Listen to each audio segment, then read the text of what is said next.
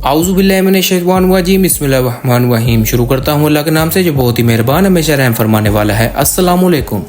एक शिप जो अपनी पहली जर्नी स्टार्ट करता है 1861 में और अपनी पहली जर्नी के दौरान ही अपने कैप्टन की जान ले लेता है, और एक दूसरी जर्नी में ये सीधा जाके एक दूसरे शिप के साथ टकरा जाता है और बर्बादी फैला देता है। जब इसको पोर्ट पर रिपेयर के लिए लाया गया तो उस पोर्ट पर आग लग जाती है। जब इस शिप को न्यू नाम दिया गया और दूसरी कंपनी ने इसको खरीदा तो वो कंपनी बैंकक्रप्ट हो जाती है। ये शिप अपने 3 कैप्टन्स की जान ले चुका है और ऑस्ट्रेलिया में तो काओ बे बीच पर ये जाके सीधा ग्राउंड के साथ टकरा जाता है। हैरान कुन तौर पर अपने आखिरी सफर में इसके अंदर मौजूद सारे के सारे क्रू मेंबर गायब हो जाते हैं और ये अटलांटिक ओशन में अकेला तना खड़ा हुआ मिलता है। ये सब सुन के आप लोगों को ये कोई मूवी का सीन लग रहा होगा, लेकिन ये कोई मूवी नहीं बल्कि रियलिटी में मैरी सेलेस्ट शिप की एक मिस्ट्री है। ये शिप कहा जाता है कि जहां पर भी जाता था अपने साथ बर्बादी ही लेकर जाता था। इसको घूस शिप भी कहा जाता है और काफी लोग इसको कर्स शिप के नाम से भी याद करते हैं। इस वीडियो में 150 साल पुरानी मिस्ट्री को जानने की कोशिश करते हैं और देखते हैं कि ये शिप कैसे, कब और किसने बनाया था। Welcome to our new video. ये शिप 1861 में नोवा स्कॉटिया कनाडा में मुकम्मल किया गया था, जिसको नाम दिया गया था दी अमेज़न, जो कि इसका पहला नाम था।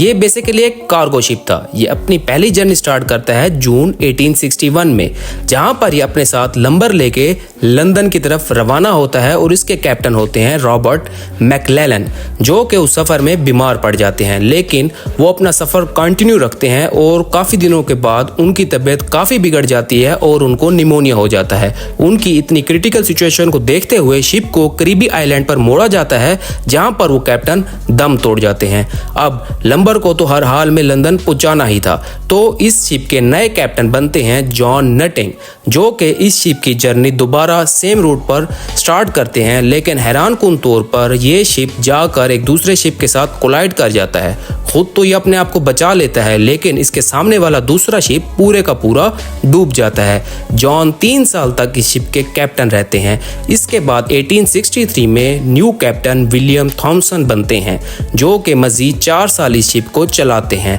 अगर देखा जाए तो शुरू से लेके अब तक ये शिप मुसलसल नुकसान में जा रहा था और फाइनली 1867 में एक न्यूयॉर्क के मैरिनर रिचर्ड को ये शिप बेच दिया जाता है। वो इस शिप को प्रॉपर रेनोवेट करते हैं और खुद ही इस शिप के कैप्टन बन जाते हैं। क्योंकि इस शिप की रेपुटेशन बहुत ज्यादा खराब हो चुकी थी, तो वो इसका नाम चेंज करके अमेज़न से मैरी सेलेस्ट कर देते हैं, क्योंकि वो सोचते हैं कि नाम चेंज करने से मे बी ये शिप प्रॉफिटेबल हो जाए, लेकिन ऐसा बिल्कुल ना था। क्योंकि कुछ ही अरसे के बाद वो खुद इतने ज्यादा कर्जों में डूब जाते हैं कि सारे इन्वेस्टर्स उनसे ये शिप खींच लेते हैं और उसके बाद अगले 3 सालों के लिए लगातार इसके ऑनर्स तब्दील होते रहते हैं। फिर फाइनली 1872 में जेम्स इस शिप को खरीदते हैं और अपने साथ ही कुछ काबिल एतमाद इन्वेस्टर भी लाते हैं। वो इस शिप को बहुत हैवी लेवल तक अपग्रेड करते हैं, इसके अंदर कैपेसिटी बढ़ाते हैं ताकि इसके अंदर ज़्यादा से ज़्यादा कार्गो लोड किया जाए और ज़्यादा से ज़्यादा प्रॉफिट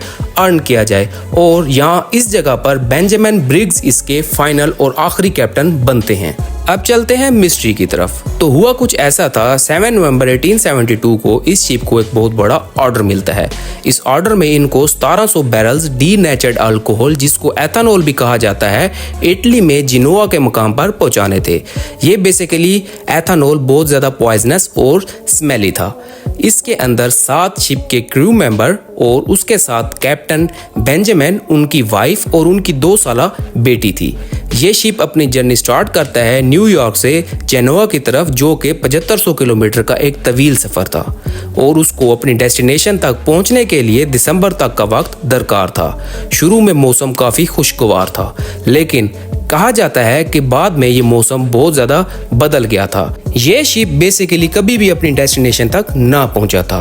ठीक इसके 8 दिन बाद एक और शिप ग्राशिया, जिसके कैप्टन थे डेविस मोरहाउस, 15 नवंबर 1872 को अपनी जर्नी न्यूयॉर्क से स्टार्ट करता है और सेम वही रूट लेता है जो रूट मैरी सेलेस्ट ने यूज किया था।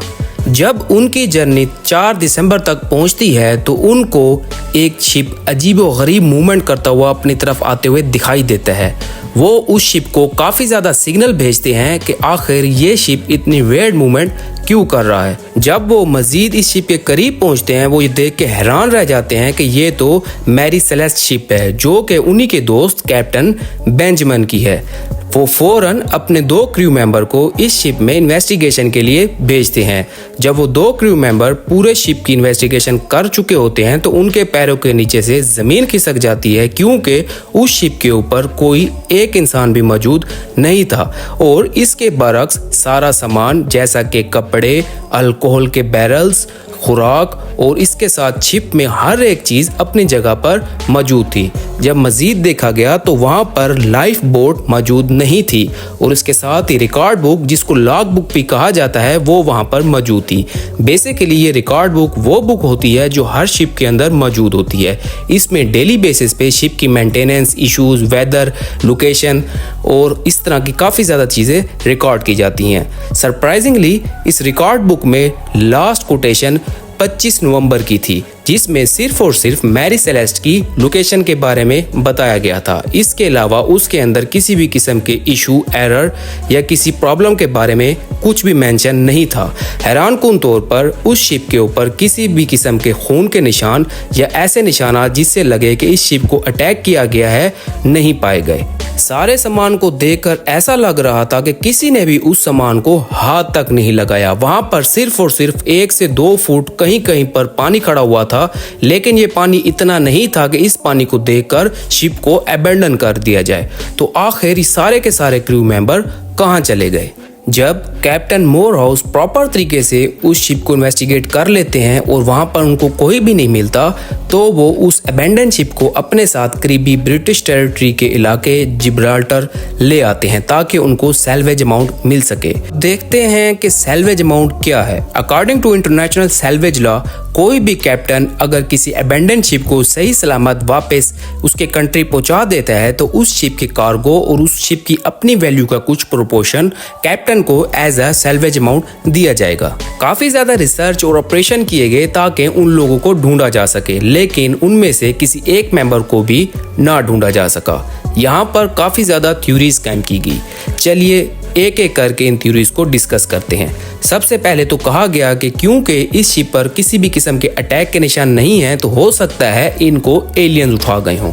उसके बाद एक दूसरी थ्योरी आई जिसमें कहा गया कि समंदर के अंदर से कोई बड़ा मॉन्स्टर आया हो और वो इन सबको ले गया हो, लेकिन ये भी गलत साबित हुई क्योंकि वहां पर किसी भी किस्म की ब्रेकेज या खून के निशानात नहीं पाए गए थे। सबसे ज्यादा हैरानगी तो तब हुई जब कैप्टन डेविस मोरहाउस, जो कि उस शिप को बचाकर किसी किनारे तक ले आए थे, उन्हीं के ऊपर ही इल्जाम लगा दिया गया कि उन्होंने सैल्वेज अमाउंट हासिल करने के लिए उन तमाम क्रू मेंबर को मार के समंदर में फेंक दिया है। लेकिन इस चीज को भी कोई प्रूफ ना कर सका क्योंकि वहां पर किसी किस्म की भी लड़ाई के या झगड़े के निशानात मौजूद नहीं थे।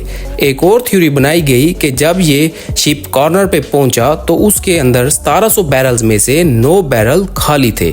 तो सोचा गया क्योंकि ये एक पॉइजनस अल्कोहल था, हो सकता है कि शिप के अंदर कोई ब्लास्ट हुआ हो जिसकी वजह से कैप्टन ने शिप को अबैंडन कर दिया गया हो। लेकिन जब प्रॉपर रिसर्च की गई तो उन 9 बैरल्स के आसपास किसी भी किस्म के ब्लास्ट या फायर के निशानात नहीं पाए गए। फिर एक लास्ट थ्योरी बनाई गई जिसमें कहा गया कि मे बी कोई बहुत बड़ा तूफान आया हो, उस तूफान की वजह से शिप के अंदर पानी भरना शुरू हो गया हो, इसी वजह से कैप्टन ने शिप को अबैंडन किया हो और एक लाइफ बोट लेके ओशन में निकल पड़े हों।